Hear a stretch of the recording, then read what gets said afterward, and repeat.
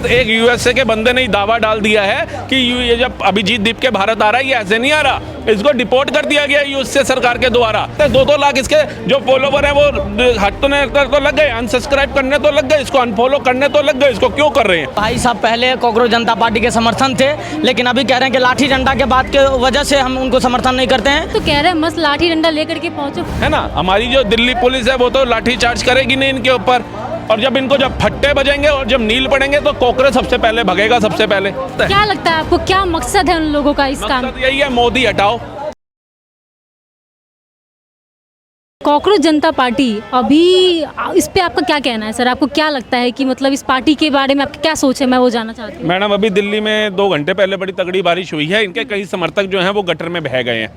अब ये एयरपोर्ट पे बुला रहे थे, एयरपोर्ट इन्होंने पहुंचना था 6 तारीख को सुबह 8 बजे, लेकिन अभी कुछ बेचारे कॉकरोच जो हैं श्रद्धांजलि दे दी है अपने, मैं दे करके आया हूं उनको कि यार तुमने तो उसको सपोर्ट करने पहुंचना था, तुम गटर में बह गए। तो ये गटर के कीड़े हैं, इनकी सोच जो है वो गटर वाली है। जैसे मैं देख रहा हूँ इनकी सोच गटर वाली क्यों है, ये अगर मैं बताना चाहूँ तो वो क्यों है, क्योंकि ये कह रहे हैं इंटरनेशनल एयरपोर्ट पे 8 बजे पहुंच जाओ, अभिजीत दीप के पहुंच रहे हैं। वो अभिजीत दीप के पहुंच रहे हैं जो कह रहे हैं मुझे सिर्फ मोदी को हटाना है। उसका तो मुद्दा नीट परीक्षा का था ना। वो तो कह रहे हैं मस्त लाठी डंडा लेकर के पहुंचो। हाँ, तो एयरपोर्ट पे हमारी जो सेना है वो तो बिना लाठी डंडे के खड़ी होती है ना। हमारी जो दिल्ली पुलिस है वो तो लाठी चार्ज करेगी नहीं इनके ऊपर, और जब इनको जब फट्टे बजेंगे और जब नील पड़ेंगे तो कॉकरोच सबसे पहले भगेगा। सबसे पहले एक यूएसए के बंदे ने दावा डाल दिया है कि ये जब अभिजीत दीप के भारत आ रहा है, ये ऐसे नहीं आ रहा, इसको डिपोर्ट कर दिया गया यूएसए सरकार के द्वारा।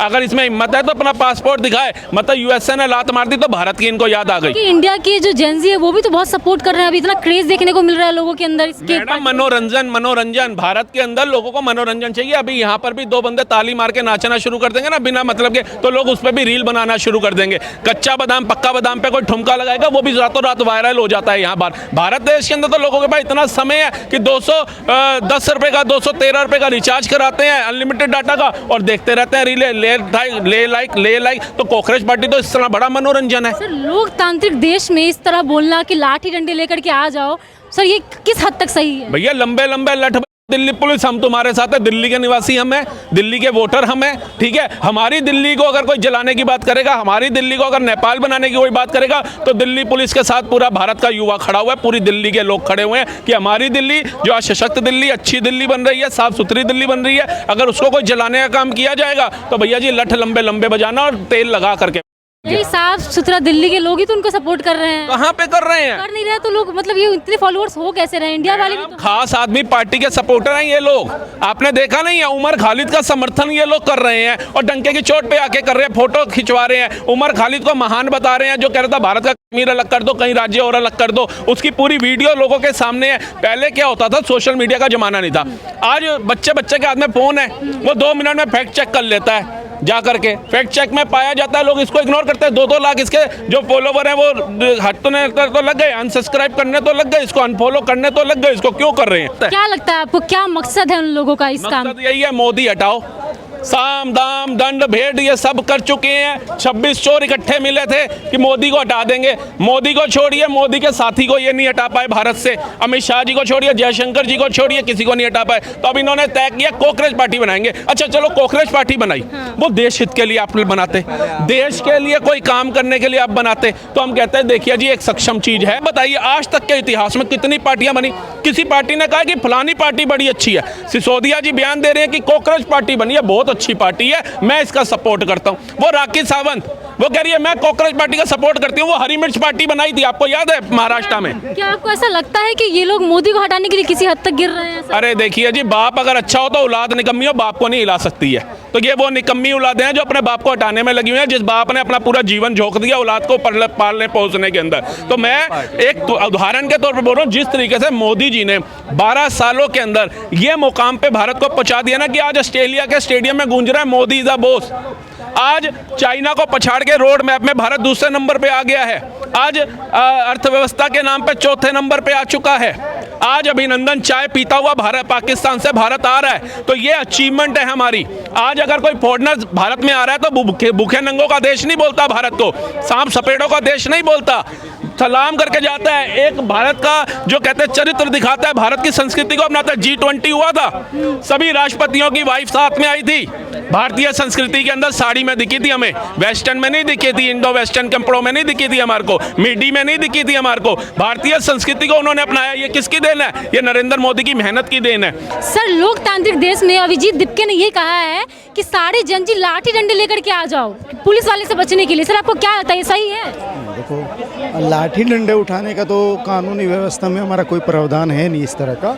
और आंदोलन हाँ एक बड़ी चीज़ है, और वो तो मूलतः अधिकार है। आंदोलन करना बहुत ज़रूरी भी है।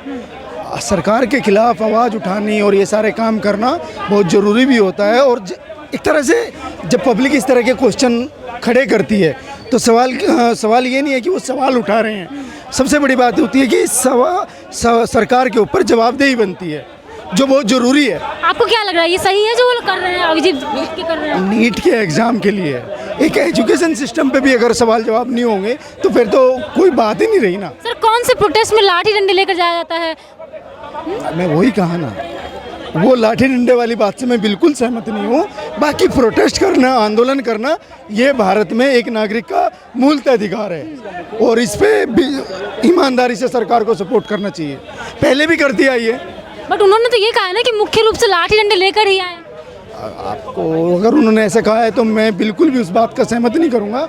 और अगर वे शांतिपूर्ण तरीके से वो करेंगे तो पूरा देश और पूरा देश का युवा उस शांतिपूर्ण और शिक्षा के मुद्दे को आवाज़ बनाने के लिए और शिक्षा प्रणाली को सुधार में लाने के लिए हम सब साथ हैं। सर, आप ये भाई साहब पहले कांग्रेस जनता पार्टी के समर्थन थे, लेकिन अभी कह रहे हैं कि लाठी डंडा के बात के वजह से हम उनको समर्थन नहीं करते हैं, क्योंकि ये गांधीवादी लोग हैं और गांधीवादी लोग अहिंसा की बात करते हैं, हिंसा की बात नहीं करते। तो अगर अहिंसा की बात हो रही है तो कांग्रेस जनता पार्टी का वो 22 मिलियन फॉलोवर्स, उसमें से आधे लोग तो फॉरेन के थे, वो आपको भी पता है, उसके अबाउट अकाउंट पे जाइएगा। बाकी के आधे लोग अगर जब रैली में इस वजह से नहीं आ रहे क्योंकि वो गांधीवादी हैं, तो ये कॉकरोच किस हिंसावादी पार्टी का नाम था? और अगर इस गांधीवादी नहीं है कोई हिंसावाद कांग्रेस जनता पार्टी, तो कांग्रेस जनता पार्टी एयरपोर्ट पे किसको लाठी डंडा लेके बुला रहा है? आप समझिए। अभी जो मुद्दा है रिसेंट, टोटल उन विद्यार्थियों की, ये CBSE वाले हो, SSC GD के हो या नीट वाले हो, बाकी सब चीज़ों को टोटल जिन बच्चों की संख्या काउंट कर ली जाए तो करोड़ों के आसपास बैठती है। अगर वही उसके समर्थन में आ जाए तो भाई को बता देना चाहिए वो एक बड़ी संख्या होती है। देश के लिए इतनी बड़ी संख्या बहुत मायने रखती है। मैं क्या कह रहा हूँ कि जो पढ़ने वाले लोग होते हैं वो इस तरह के हालत में नहीं पढ़ते हैं। पढ़ने वाले लोग आंदोलनकारी छात्र भी थे और छात्रों ने लगातार आंदोलन। अभी नीट पेपर लीक का मामला आया था, हमने देखा कि 20,000 लोग, 20-25,000 40,000 लोग उन्होंने प्रोटेस्ट करा, लेकिन खान के कोचिंग पर फर्जी गोलियां चली, इस पे 5 लाख लोग आ गए। आप ऐसा क्यों कह रहे हैं फर्जी गोलियां चली हैं? वो तो दावा कर रहे हैं कि चली वो है। तो दावा किया था पहले, बाद में उसने क्लियर कर दिया कि गोलियां नहीं चली थी।